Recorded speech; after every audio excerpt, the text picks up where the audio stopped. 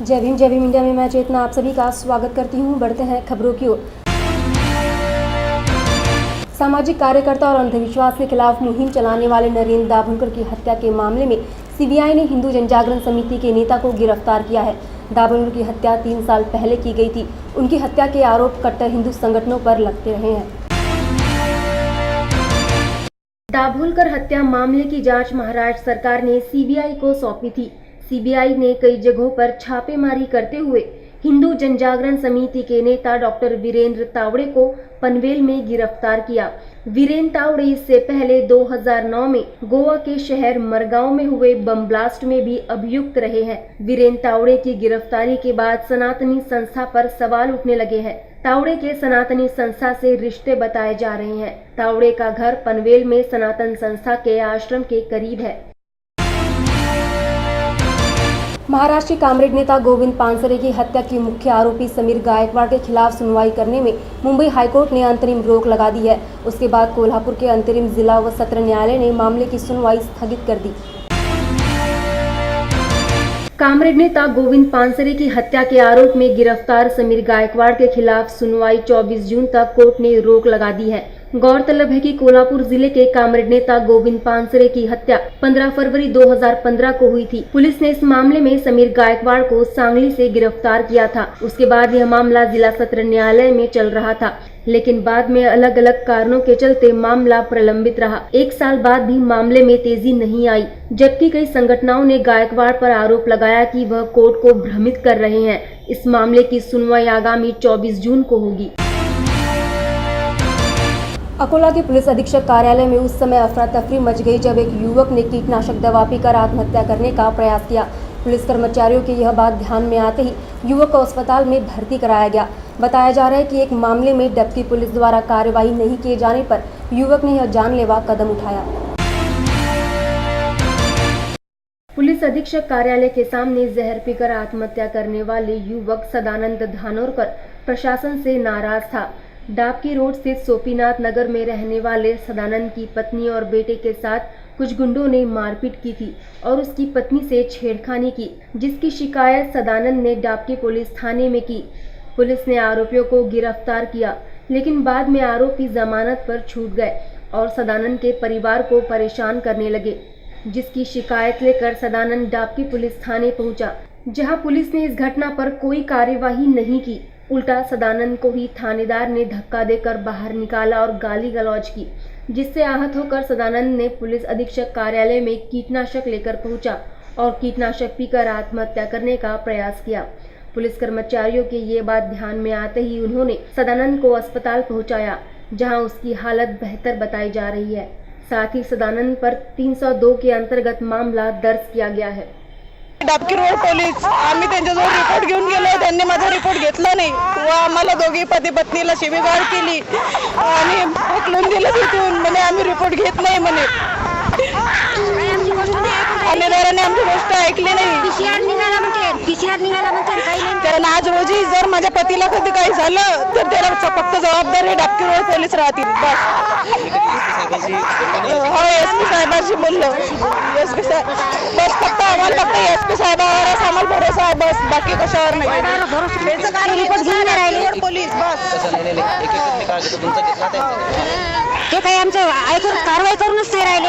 आम्ही फोन केला घरून तर ते म्हणतात PCR निघाला काय आणि त्याला अटक झाली, ते तर घरी आहेत.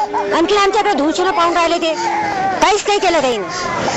त्याला अटक तर करायला लागत होती, आणखी उचलून द्यायला लागत होते. त्याला अजूनही धुळशीनं पाहून राहिले आमच्या इकडे. काहीच कारवाई केली नाही. काहीच कारवाई नाही केली. काय केलं 2-3 दिवस ठेवून चालले आले. ते काय कारवाई अशी आणखीन आम्हाला हे करायले. एरियात धुमाकूळ माजवला त्याईनं, तरी त्याच्यावर कारवाई नाहीये. काय करा मग आम्ही आता सांगा. आणखीन सुटून आले की ते आणखीन आमच्यावर हे करतात. मग बस आता आम्ही याच्यावर खाऊ आम्ही आता सगळेच खाऊ. आता आम्हाला आता रिपोर्ट आमच्या दुसऱ्या पोलीस स्टेशन मध्ये कुठेतरी तुम्ही परत द्या हा रिपोर्ट आणि परत त्याच्यावर कारवाई सुरू झाली पाहिजे. नाही तर बस आम्हाला काही दुसरं काहीच पाहिजे नाही. त्याच्यावर कडक कारवाई झाली पाहिजे. वर्धा जिले में एक किसान के खेत में बनाए गए कोठे में आग लगने से खेती का सामान, अनाज, जानवरों का चारा, 40 जानवर जलकर राख हो गए। इस घटना से परिसर में सनसनी फैल गई। इस आग में लगभग 35 से 40 लाख रुपए का नुकसान हुआ है। आग में हुए नुकसान से किसान की चिंता बढ़ी हुई है। हे माहीत नाही कशामुळे झाली, तर एकदम अचानक इथं विस्त्याचा हे आला आणि मला फोन आला. फोनवर सांगितलं गेलं का तुमच्या तिथं कोठा जळून राहिला. मी आलो त्यावेळेस इथं जळत होतं खूप आणि माझेवाले जवळपास 30-35 जनावरं तर याच्यामध्ये भाजल्या गेले. पूर्ण कोळसा झाला. पूर्ण माझावाला शेती जी आहे 5-5.5 एकर शेती आहे माझीवाली, आणि माझा दूध व्यवसाय डेअरी फार्म आहे. आणि ह्या डेअरी फार्मच्याच व्यवसायावर माझा जो शेतीत माझा उदरनिर्वाह चालत होता. जवळपास माझ्या शेतीचं सामान वगैरे याच्यात जळल्या गेलं. माझ्या जो 2 कटर मशीना होत्या त्या जळल्या गेल्या. शेतीचं सामान जळल्या गेलं आणि जनावरांसाठी भरलेला चारा होता तर तो, आणि ढेप, सरकी, चुनी, जनावरांचं खाद्य पूर्ण जळल्या गेलं. काहीच शिल्लक राहिलं नाही. ढेपाचे पोते वगैरे किती होते? ढेपाचे पोते माझेवाले जवळपास 10-15 पोते होते. 25 पोते चुनी होती आणि पूर्ण खडगूत होती भरलेली. पूर्ण चारा वगैरे जळल्या गेला. म्हशी 2 म्हशी होत्या आणि पूर्ण जनावर 40 होते.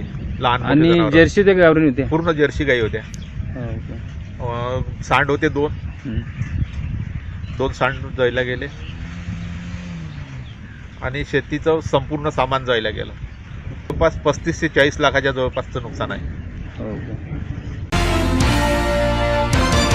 दिल्ली के सेंट्रल यूनिवर्सिटी में ओबीसी प्रोफेसर तथा एसोसिएट प्रोफेसर के आरक्षण पर आज आने के विरोध में छात्र और प्रोफेसर ने मंत्रालय के समक्ष जोरदार विरोध प्रदर्शन किया। इस दरमियान प्रदर्शनकारियों को पुलिस ने हिरासत में लिया। सेंट्रल यूनिवर्सिटी में एसोसिएट प्रोफेसर और प्रोफेसर पद पर आरक्षण खत्म करने के फैसले के खिलाफ प्रदर्शन करने पहुंचे छात्रों को पुलिस ने हिरासत में लेकर घंटों थाने के अंदर रखा। दरअसल यूजीसी के आदेश जारी किए गए हैं कि यूनिवर्सिटी में एसोसिएट प्रोफेसर और प्रोफेसर के पद पर ओबीसी आरक्षण नहीं मिलेगा। इसके खिलाफ सैकड़ों छात्रों ने यूनाइटेड ओबीसी फोरम के बैनर तले प्रदर्शन किया। आंदोलनकारी छात्रों को दिल्ली पुलिस ने हिरासत में लेकर छात्रों को ज्ञापन सौंपने के लिए मानव संसाधन मंत्रालय के दफ्तर पहुंचाया, जहां ज्ञापन सौंपा गया। ये हम लोग academic forum for social justice, united OBC forum, Papsa और अन्य संगठन एमएचआरडी पर धरना करने के लिए आए थे। हम लोग ओबीसी रिजर्वेशन जो एसोसिएट प्रोफेसर और प्रोफेसरशिप में जो नहीं दी जा रही है उसके डिमांड के लिए हम लोग धरना देने के लिए आए थे। मैं पूछना चाहता हूं कि एमएचआरडी किसके अंतर्गत आता है? पीएम के अंतर्गत, पीएमओ के अंतर्गत, और यूजीसी किसके अंतर्गत आता है? एमएचआरडी के अंतर्गत। तो सवाल तो सरकार पर है। सरकार जो है, ये सारे जो अंग है यूजीसी, एमएचआरडी, ये तो सरकार का अंग है। इसका मतलब ये है कि सरकार नहीं देना चाहती है ओबीसी को रिजर्वेशन। देखिए, ये ओबीसी जो प्राइम मिनिस्टर हैं, ये एक मुखौटा मात्र है। इसके पीछे जो काम कर रही है, जो बहुत बड़ी आइडियोलॉजी है, वो हिंदू आइडियोलॉजी, वह है आरएसएस। और आरएसएस शुरू से ही रिजर्वेशन का विरोधी रहा है। वो उनकी जो विचार है वो मनुवादी रहा है, वह ब्राह्मणवादी रहा है। तो ये प्राइम मिनिस्टर चाह करके भी कुछ नहीं कर पा रहे हैं। देखिए, ये सोची समझी रणनीति है आरएसएस की कि पूरे देश में इन्होंने आरक्षण की समीक्षा करने की बात कही। इससे ही उनका मंशा पूरा हो रहा है, स्पष्ट आ रहा है। अपने जो कुछ राज्य हैं वहाँ पर उन्होंने आर्थिक आधार पर आरक्षण दिया, जहाँ पर आरएसएस और बीजेपी की गवर्नमेंट है। इसीलिए रिजर्वेशन पर बहुत बड़ा अटैक होने जा रहा है आने वाले समय में। साथियों, देखिए, स्पष्ट कहूँ कि एससी, एसटी, ओबीसी और ख़ास करके ओबीसी जो हैं वो सेंट्रल यूनिवर्सिटियों में कहीं भी नहीं है। प्रोफेसर आरटीआई के माध्यम से हमने ली है, 2 प्रोफेसर सिर्फ ओबीसी के हैं साथियों, एससी, एसटी के भी बहुत कम। वर्धा जिला परिषद के कार्यकारी अभियंता कोहाड़ के साथ ठेकेदार ने बिल को लेकर विवाद कर मारपीट की, अभियंता को भद्दी गालियां भी दी। इस घटना के बाद जिला परिषद में खलबली मच गई। जिला परिषद के मुख्य कार्यकारी अधिकारी गुंडे ने इस घटना को गंभीरता से लिया। एक काम होतं, त्या कामाचं बिल माझ्याकडे काल आलं होतं. त्या बिलावर मी सह्या पण केलेल्या आहेत आणि एक त्या संबंधाने मी काल डेप्टी इंजिनियरना फोन केलं होतं आणि जेईला फोन केला होता की आज बाद ते काम आपण पाहून घेऊ आणि ते काम आज पाहायला जाणार होतो. मला सकाळी फोन आला की जवळपास 10:36ला किंवा तुम्ही आले की मला भेटा. आल्यानंतर ऑफिसला आल्यानंतर मग त्यांचा अजून फोन आला. तर म्हणजे पगाराची देयकावर सह्या करत होतो. पगाराची देयका सह्या केल्यानंतर मी खाली जात होतो, तेव्हा ते मला वर येताना पायऱ्यावर भेटले. तर त्याचं असं म्हणणं होतं की चला बा हे काम पाहून येऊ. म्हटलं चला, म्हटलं डेप्टी इंजिनियर आणि शाखा अभियंता आहेत, मी यांना घेऊन घेतो. तर अचानक शिव्या द्यायला लागले. ते माझ्या माणसाचं काम चेक करणार का तू, असं करणार का तसं करणार का, आणि शिवीगाळ करताना मी त्यांचा विरोध केला. विरोध केल्यानंतर एकदम ते हात उगारायला सुरुवात केली त्यांनी आणि मारहाण केली. हे कृत्य निंदनीय आहे व निषेधार्थ आहे. या अगोदरही बऱ्याच याच्यामध्ये नियमबाह्य काम करण्यासाठी ते दबाव आणत असतात. या बाबतीत मी त्यांना बोललो होतो या अगोदर की बा मी नियमबाह्य काम करणार नाही आणि तुम्ही मला नियमबाह्य काम करायला भाग पाडू नका. बहुतेक त्याचा पण राग असावा आणि त्याच्या माणसाचं काम हे पाहायला जाणार होतो. रुटीन चेकअप असते असं डेप्टी इंजिनियरने यांनी बोलवलं होतं, तर त्याचाही राग आला असा. त्याच्यामुळे त्यांनी हे कृत्य केलं आणि हे कृत्य निंदनीय आहे आणि निषेधार्थ आहे. या अगोदरही बऱ्याच मीटिंगमध्ये शाखा अभियंता आणि डेप्टी इंजिनियरच्या मीटिंग असतात.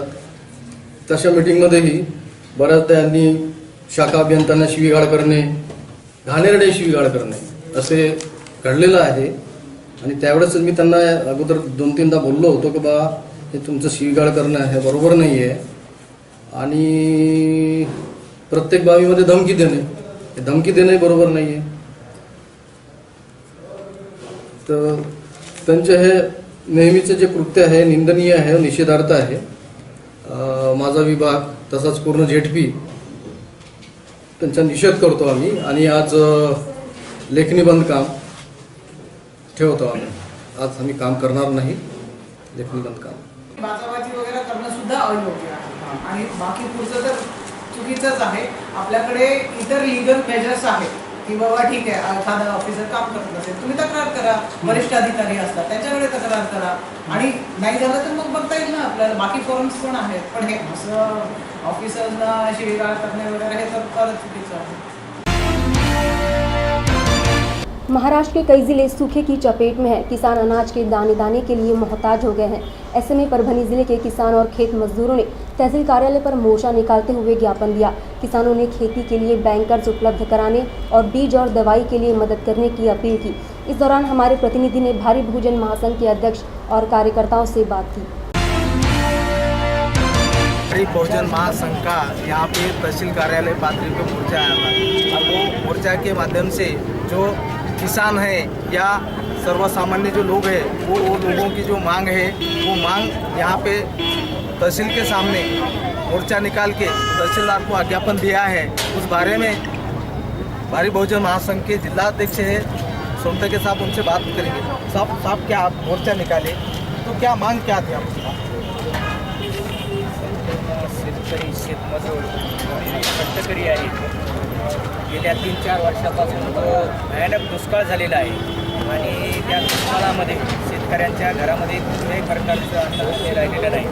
आज अशी परिस्थिती झालेली आहे की आज निसर्ग पडण्याच्या अवस्थेमध्ये आणि शेतकऱ्यांना घरामध्ये कुठल्याही प्रकारचं बी बियाणं नाही आणि म्हणून शेतकरी आत्महत्या करू लागलेला आहे. आणि म्हणून आमची अशी मागणी आहे की शेतकऱ्यांना आता आत्महत्या करू नये.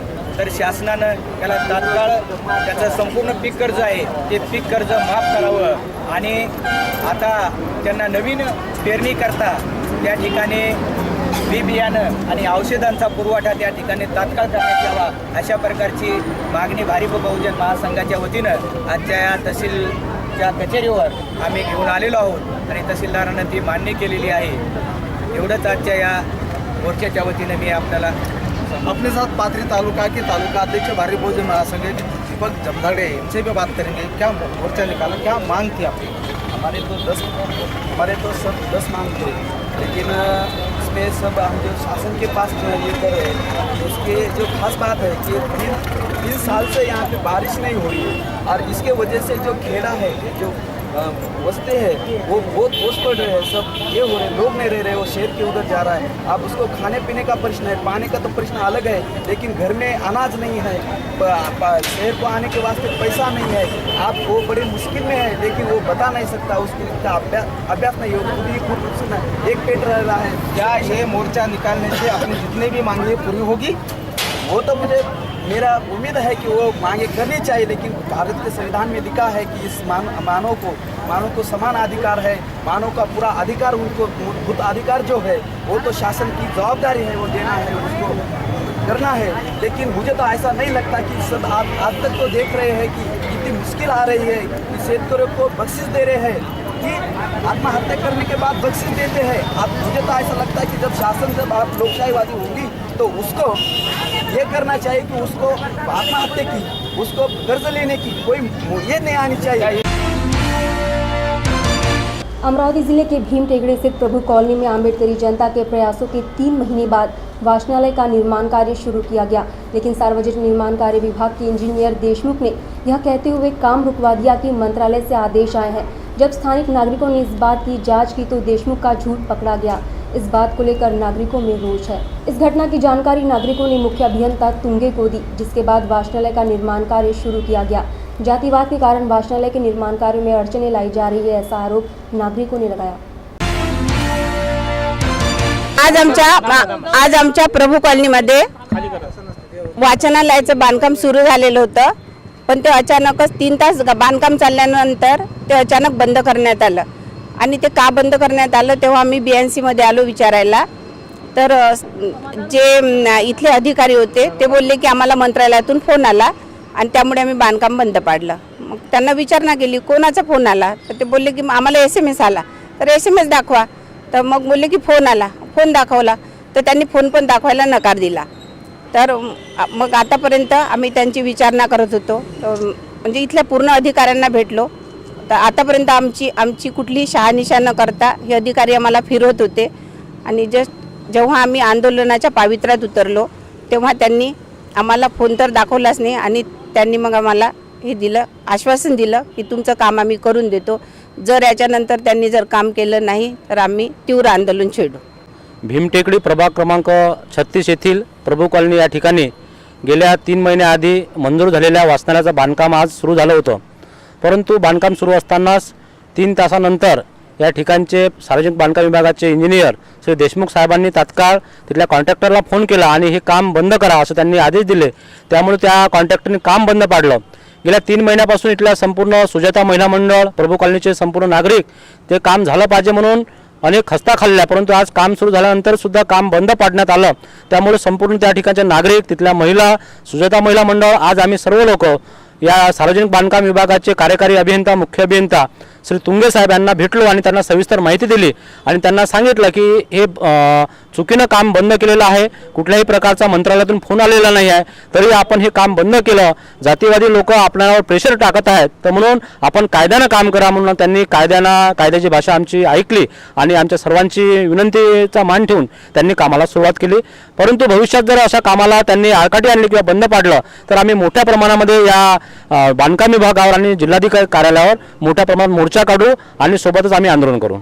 आज प्रभू कॉलनी येथील वाचनालयाचं बौद्ध बांधवांचं बांधकाम होतं, तर आम्ही ते बांधकाम 3 वर्षापासून स्थगित होतं, तर 3 वर्षापासून आम्ही त्याचा सतत पाठपुरावा करत आलो आणि सगळे कागदपत्रांनिशी काम ते सुरू झालेलं होतं।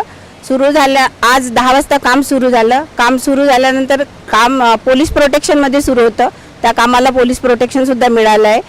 आणि काम सुरू असतानाच येथील जे देशमुख साहेब आहेत त्यांनी काम बंद पाडायला लावलं आणि त्यांनी सांगितलं की मंत्रालयातून मला कुठला तरी कॉल आला. पहिले बोलले होते की मला SMS आला म्हणून काम थांबवायला सांगितलं आणि आम्ही त्यांना SMS विचारला कोणाचा आहे, तर मग ते बोलले की मला फोन आला मंत्रालयातून. पण आम्ही जेव्हा त्यांना फोनची विचारणा केली तेव्हा त्यांनी फोन पण दाखवला नाही. आणि जेव्हा इथे लॉर्ड बुटाची टीम आली तेव्हा ते गाडी इथून फरार झाले. वर्धा में क्रांतिकारी शेतकरी संगठन की ओर से किसानों के लड़कों को नौकरी देने, श्रावण बाल योजना और गरीब तबके के लोगों को BPL सूची का लाभ देने की मांग को लेकर मोर्चा निकाला गया. आंदोलनकारी महिलाओं ने रास्ता रोककर प्रदर्शन किया. बाद में सभी को पुलिस ने गिरफ्तार किया.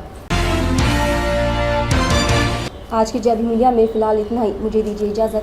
जय भीम.